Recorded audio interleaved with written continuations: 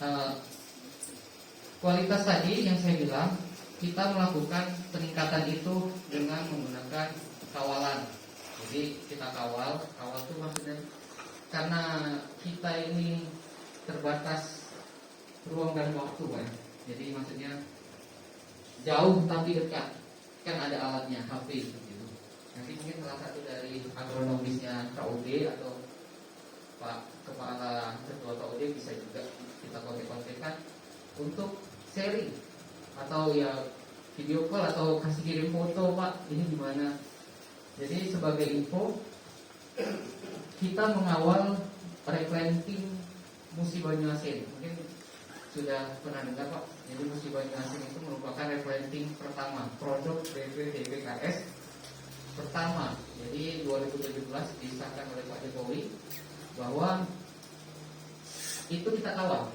Jadi sekarang umurnya udah TBM 3. TBM 3 itu rata-rata kalau tidak dikawal itu buahnya masuk sortir, buah 5 kilo. Tapi di sana lolos semua, Pak. Buahnya besar. Umur 3 tahun. Jadi pengawalan itu dari mana? Kita kawal dari manajemen pemupukannya. Manajemen perkebunannya dari dinas perkebunan. Tapi kita bisa bantu sharing. Nah dari sini kita jangan takut, Pak. Kita bisa tembus yang PPKS bilang 1 hektar itu bisa 36 ton. Itu kok nggak bisa? Itu bisa.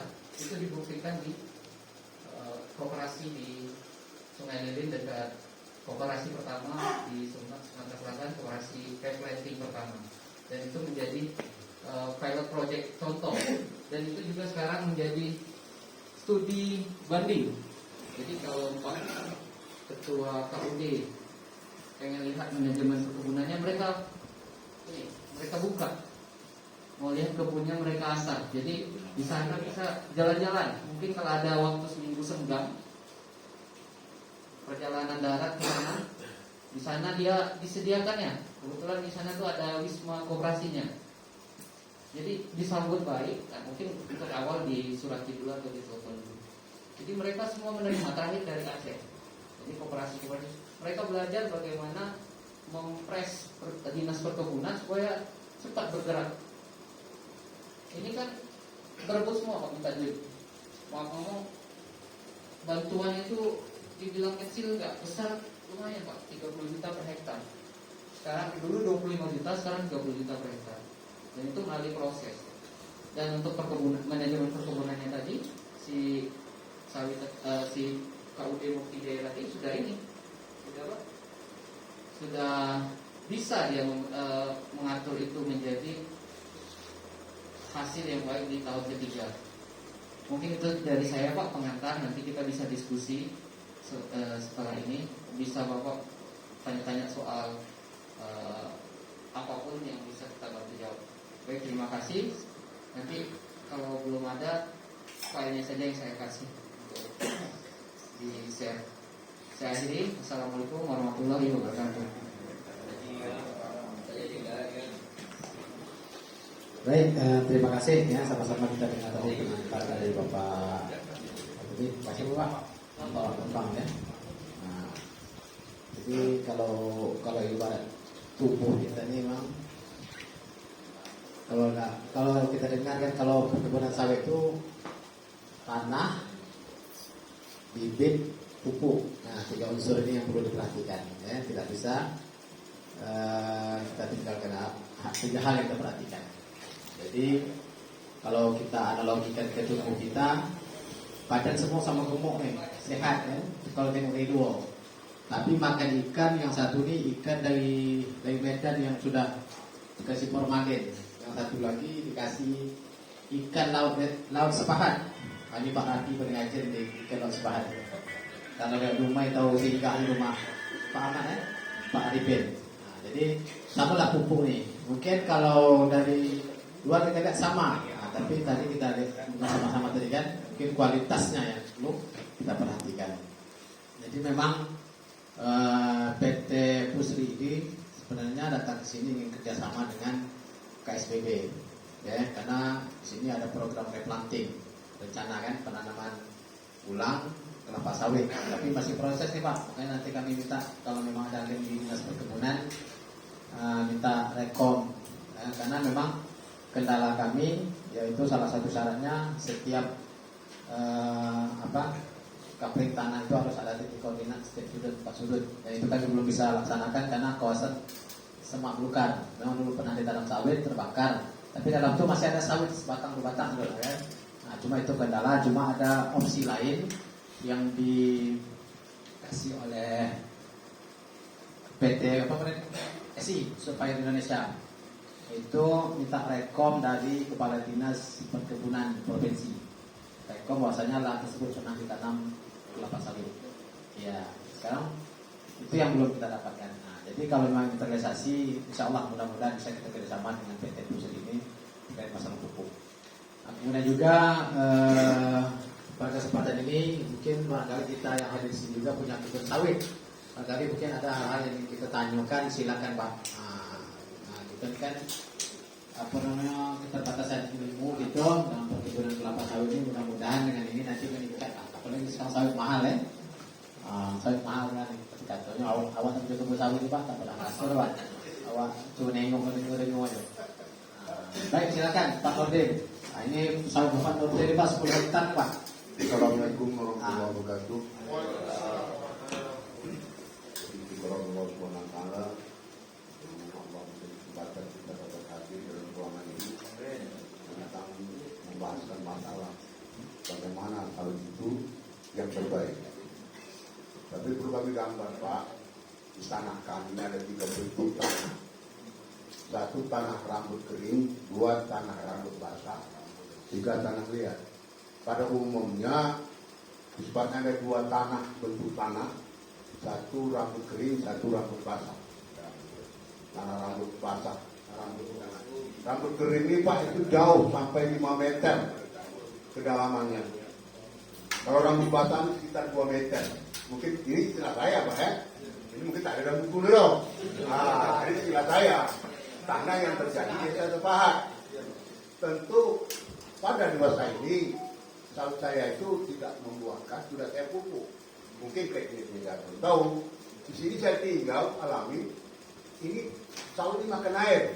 Ternyata sawit-sawit kami saya usahakan itu kering, musim ini Pak. Apalagi buah beda. Jelas, ibarat mau minum tak minum Pak ya, tentu kuus ya. Tuh. Kemudian ini setelah kami rawat, pada akhir ini kami pupuk. Mungkin tak cocok. Inilah istilah ini kami tak paham. Ada tanah liat, ada tanah apa itu? Rambut kering, rambut. Jadi teknis ini kami kurang tahu. Kemudian sawit kami kering. Bagaimana kami bisa mengairi air? Cara untuk mengairkan. Kalau sawah kan pakai air kan? Sawit pelada dengan air Pak. Alam-alam kering semua. Untang, tebak habis.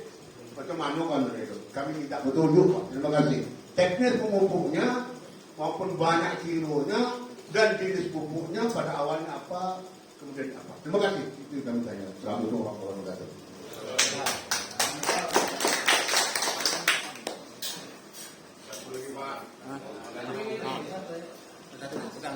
Sama-sama loh. Coba Pak. Kita selesai dulu. Satu pertanyaannya memang mantap betul. Benar, Pak. Satu pertanyaan itu semua dijawabnya. Baik, saya mau tanya dulu Pak, ini dulu afiliasi sama PT nggak? Sini plasma. Apa memang pribadi ya? Oke. Jadi begini Pak, memang syarat perkebunan kalau di perkebunan besar itu dia untuk membuka lahan gambut itu dia harus konservasi tanah dan air. Dibuatlah parit, kemudian ya kanal besar, kanal kecil lagi. Jadi cerita Bapak tadi gambut dalam sama gambut dangkal sama tanah liat. Jadi kenapa gambut itu harus dikonservasi tanah dan air? Karena mereka tanah itu tanah yang tidak cocok. Dikatakan cocok setelah diolah. Olahnya bagaimana? Jadi begini, saat dia ada pembukaan parit Pak ya, makanya harusnya kayak begini, dinas perkebunan harus bantu minimal buat parit utama untuk keluar masuk air. Jadi kalau dia gambut dalam tadi, kata bapak harusnya musim hujan, terus sekarang nggak ada lagi, dia udah termasuk kategori rusak. Jadi ada leveling ya. Jadi kalau di perkebunan tuh masukinya air saat hujan tuh, saat musim kemarau. Jadi dia misalnya ini level tanah ya Pak, dia levelnya 60 cm, nggak boleh kurang dari air. Saat dia turun, gambut tadi kering keras Pak. Itulah, itu benar. Mau dipupuk apapun ya nggak berubah ya Pak. Jadi istilahnya tanah itu memang tanah tak cocok Pak. Tanah itu memang tanah yang bukan untuk sawit, tapi kita fungsikan untuk sawit, harus ada konservasi tanah air. Oke, itu awalnya. Sekarang sudah terlanjur. Biasanya kalau mau membandingkannya itu tidak bisa membandingkan tanah sawit yang ditanam di tanah gambut itu dengan tanah mineral. Itu sudah harus dimasukkan dalam benak bahwa ngapo bagus yang di sana, yang di sini nggak bagus. Nggak bisa, karena kita sudah lain sendiri. Gitu. Kondisi tanah kita udah lain sendiri. Saya terakhir di rantau rapat itu Pak. Jadi kalau lihat tekstur tanah secara keseluruhan, itu pantai timur itu hampir sama dengan Bengkalis Duma ini. Ya, kalau dari peta Pak, pantai pesisir Jambi, nanti Sumatera Selatan, Lampung. Tapi kalau kita arah ke barat, Padang, Danau Toba, misalnya kalau di Jambi itu ke Tebo, Sumatera Selatan pada arah Bukit Barisan, itu tanahnya itu mineral.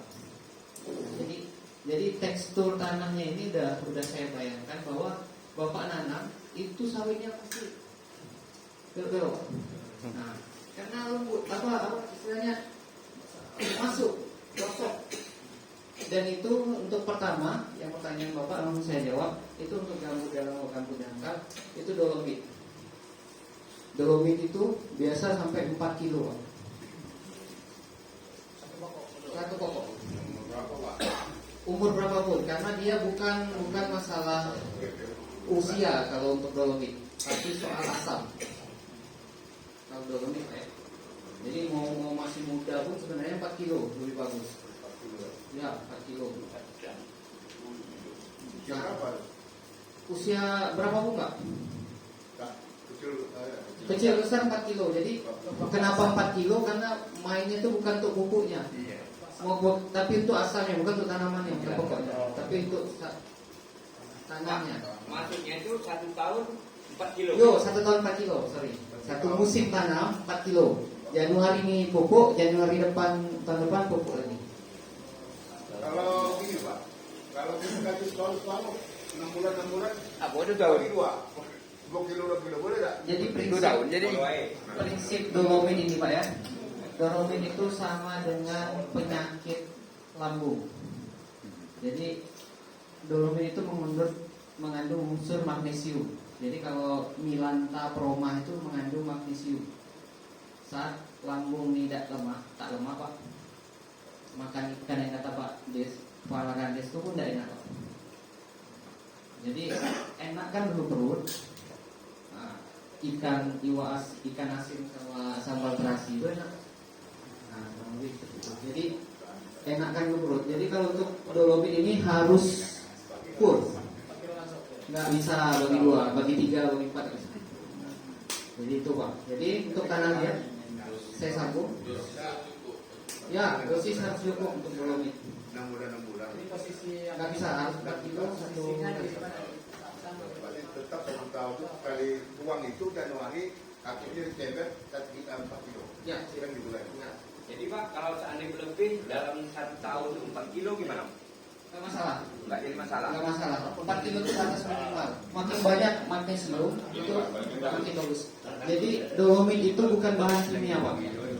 Dolomit itu adalah batuan kapur, batuan gunung yang ada di daerah pegunungan. Itu dipecah, dihaluskan, disaring. Nah, terus itu jadi pupuk. Makanya pupuknya murah.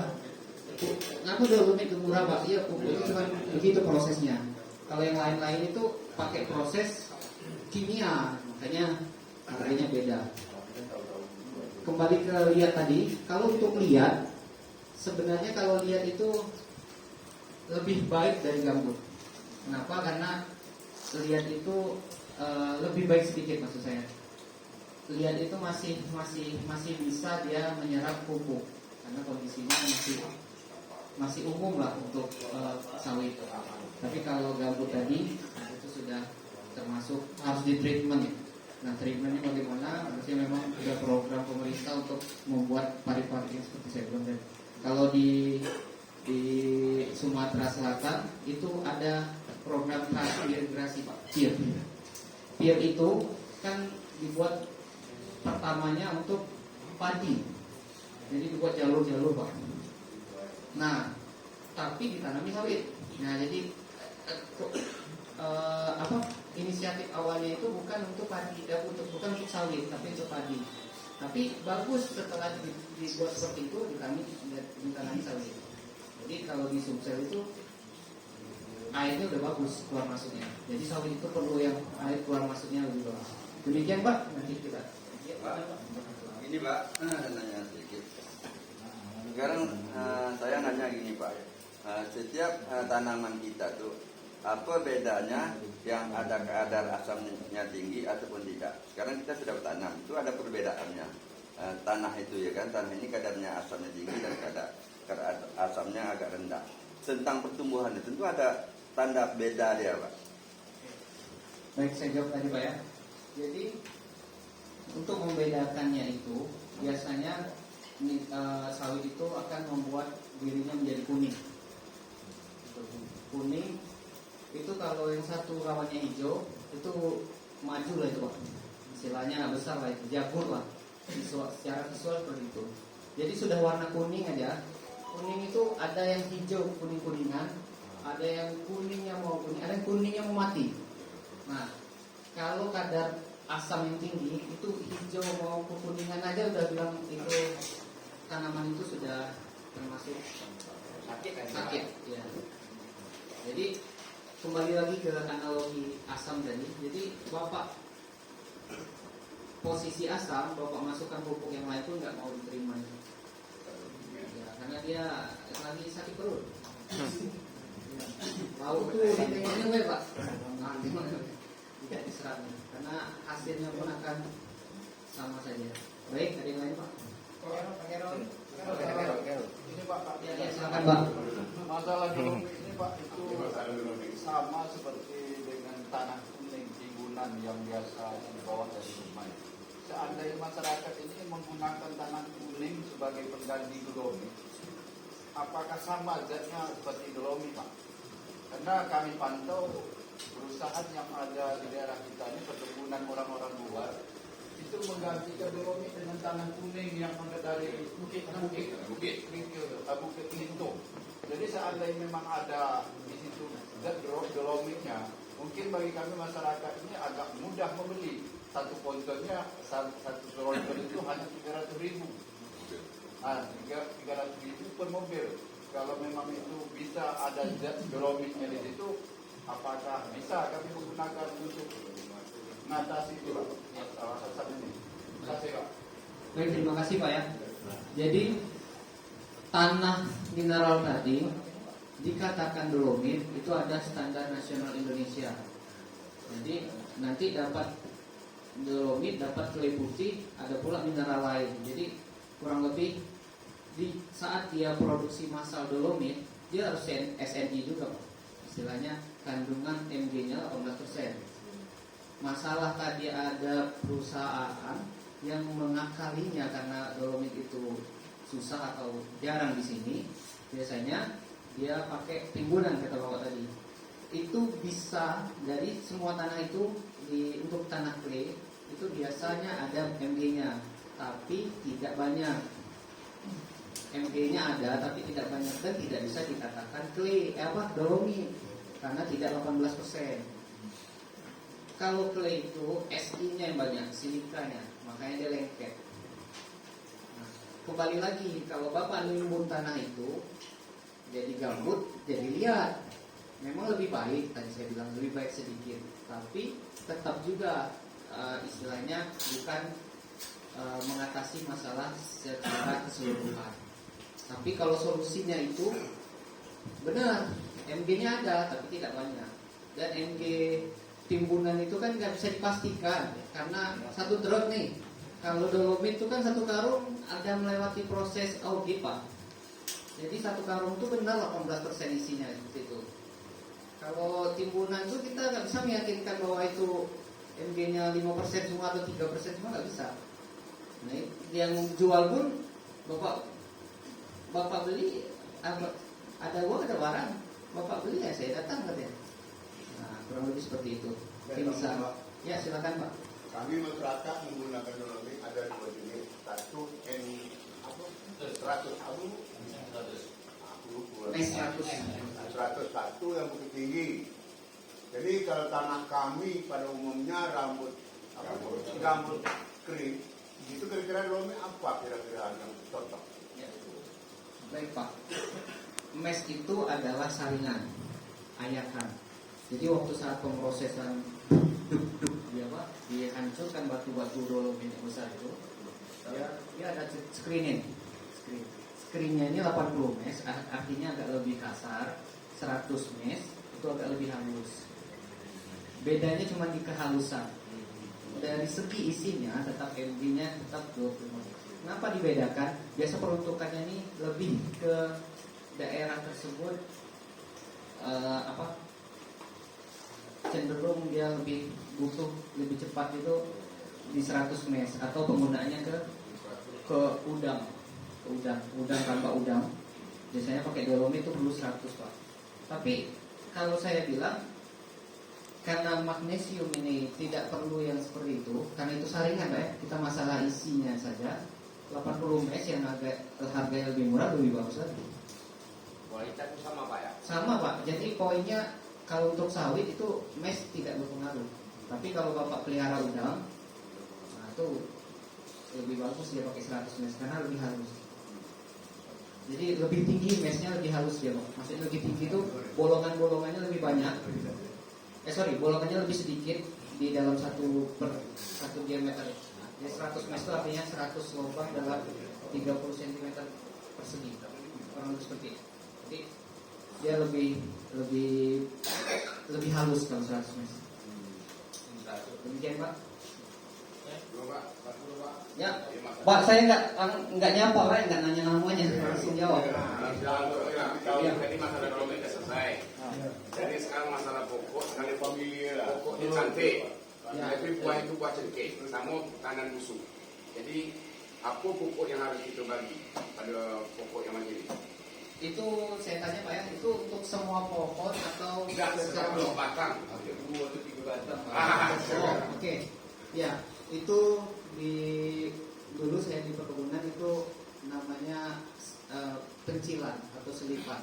Jadi waktu pembibitan itu kalau dia bagus manajemen perkebunan itu kategori akhir. Sebenarnya jadi gini, ada pengusaha atau ada jadi PPKS itu atau kita contoh PPKS Pak ya. Pusat Penelitian Kelapa Sawit itu punya bibit itu nyampe ke sini bukan PPKS yang ngantar. Nah, tapi dibibitkan dulu oleh penangkar. Nah, syaratnya sebenarnya bibitnya itu harus ada seleksinya Pak. Akhirnya. Tapi karena ini pasar lagi bibit, sayang dijual saja. Nah, jadi hal yang demikian saya rasa ya kalau memang dia tidak berbuah dimatikan saja Pak, nggak usah dipelihara. Tapi kalau dia memang berbuah walaupun dia cengkeh, saya rasa pelihara saja Pak. Tapi kan itu 1 dari 140 0,05%. Jadi saya rasa anggaplah sedekah Pak. Dan dia juga memberikan TBS kan ke kita. Nah ya, demikian Pak. Kami di sini menggunakan pupuk ada 3 macam.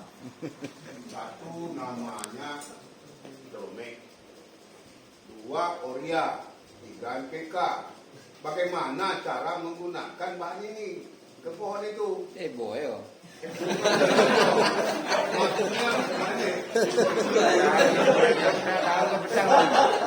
Maksudnya gimana? Apa dosanya? Apa NPK-nya?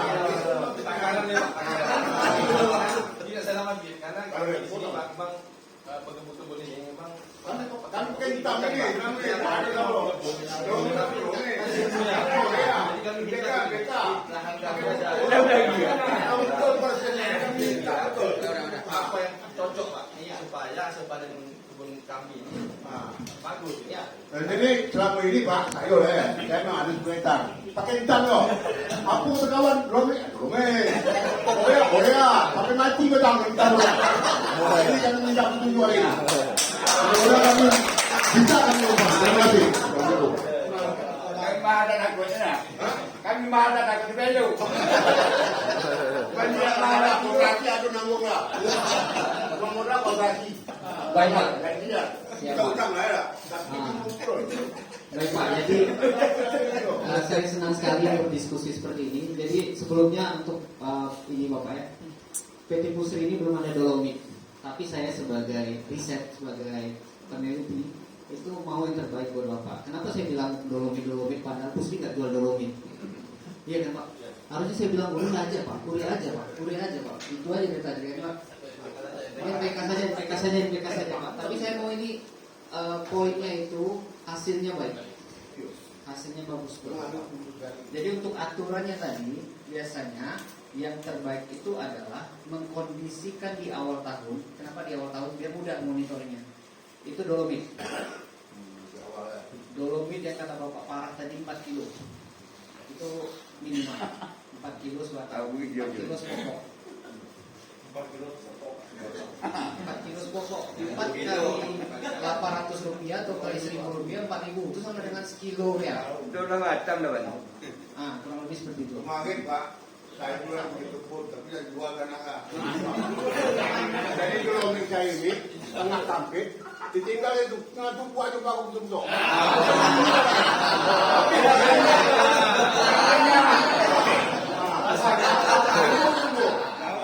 Berarti sudah praktek ya? Bukan pupuk, ditinggal. Praktek dia tuh. Uang betul. Saya kalau kawan kan, Iya. tinggal ini tuh. Itu sebenarnya jawaban doa Bapak. Jadi Tuhan tuh melupakan yang tadi. Bapak itu juga pupuk. Betul. Bapak tuh mungkin sering berdoa, ya Allah bagaimana pohon aku tidak sawinan. Ini contohnya satu batang itu. Dolomit, tertinggal. Setengah tampit tuh. Nah, Oh, buah itu betul. berarti kata jawab Pak. Tapi sebatang murah. Oh, kata Tuhan tadi sebatang baik Pak. Maksud saya kan membuktikan. Iya, benar. Benar. Setuju. Oke. Ada keterangan dari dia. Ya. Jadi cerita saya ini masuk Pak ya? Masuk. Nyambung. Terbukti kan terbukti. Ya. Nah, jadi tinggal pula kan. Ya. Selanjutnya semester kedua itu NPK. Sorry, bukan semester kedua. 2 bulan setelahnya NPK. Nah, ya. Kenapa NPK? Kenapa nggak pupuk tunggal? Kami ini mereka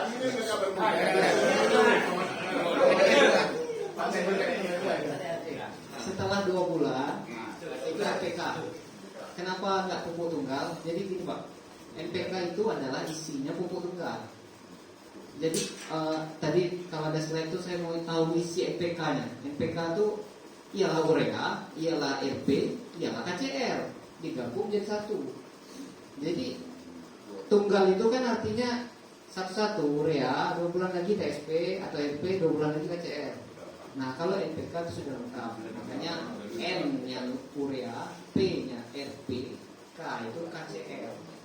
Jadi dari situlah itulah asal NPK itu. Nah NPK 13627 artinya bilangan yang pertamanya itu N, 6 itu P, 27 itu K.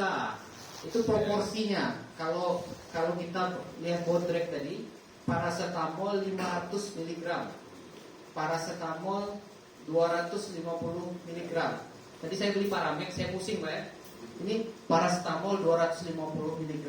Kenapa saya nggak beli bodrek 650 mg? Karena saya pikir peningnya saya ini dikit. Karena nyiapin presentasi buat Bapak. Tapi kalau peningnya tuh Oyong mungkin diajak Pak Arman tadi, Pak saya ampun Pak, hari ini saya izin, saya nggak bisa ke desa sepakat, mungkin saya minum bodrek karena 650 mikra. Jadi itu ada konsentrasinya, konsentrasi di NPK-nya, N, P dan K-nya seperti itu. Jadi kembali lagi ke aturan mainnya, setelah dolomit 2 bulannya 2 itu bulan berarti. Oh ya. NPK.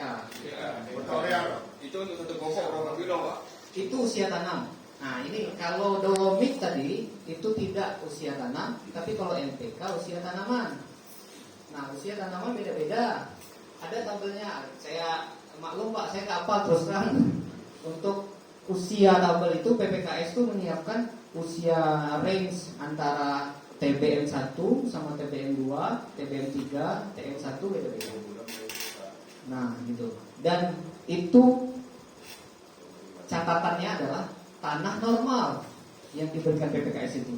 Jika tanah itu tanahnya bermasalah, maksudnya setelah dicek tanahnya rupanya F-nya rendah, baru masuk urea. Urea kan gini, NPK normal nih. Setelah dicek urea bapak rendah, masuk urea Pak. Maksudnya N bapak rendah, colok urea. Ternyata N-nya tinggi, P-nya rendah, masuk RP. Jadi NPK plus RP. KCL-nya rendah, NPK plus KCL. Jadi kita lihat tanah bapak, apa ini yang rendah? Ya, jadi standarnya itu NPK dulu. Yang ketiganya itu adalah melihat kondisi. Kalau N-nya tinggi, P-nya tinggi, K-nya tinggi itu jarang. Itu biasanya di daerah bukit, kayak Paya Kubu, daerah sayur-sayur tuh yang tinggi tuh, P, K tinggi. Baik Pak, saya baru ini ada beli pupuk lah. Dari apa? Kita tidak tahu lah nama pupuknya, Garuda dan Singa. Setelah saya mengadakan pemupukan, ternyata daun ini bagus, hijau. Jadi orang penjualnya katanya ini sudah ada ureanya. Jadi kalau sudah hijau, berarti tak payah kita di urea, kan gitu. Sudah cukup begitu Pak? Ya, benar. Nah, Ya. karena enggak.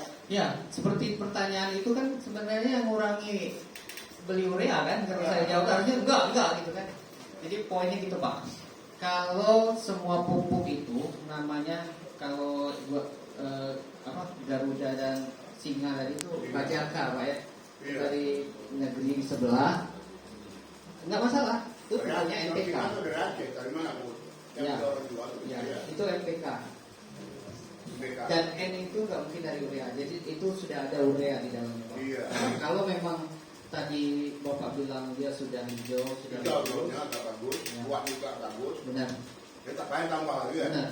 Kalau nak besar kan Pak, buah kecil-kecil, dia besar lagi. Kalau buah itu kembali ke tadi kata Pak Kades, tanah, bibit, pupuk. Nah bibitnya ini memang harus bagus. Dari awal kalau ada yang baru mau tanam, pilihlah bibit yang bersertifikat, karena investasinya lama Pak. Misalnya 15 tahun baru sadar ini bibit jelek kan, Iya.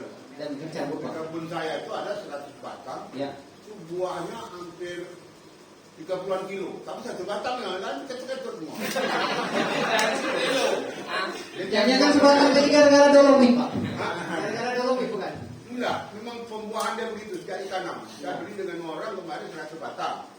Saya kan kurang tampang, itu mana mandiri ya. Kalau saya pensiun kan tak punya modal.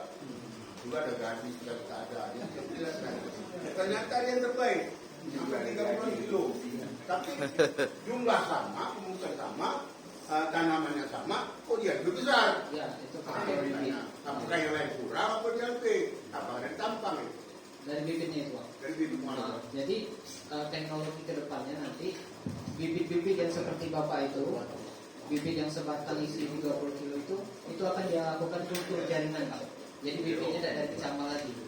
Jadi bibitnya itu bibit yang terbaik tadi, cloning lah. Nah, cloning. Jadi semuanya seperti itu. Baik, demikian Pak. Ada lagi?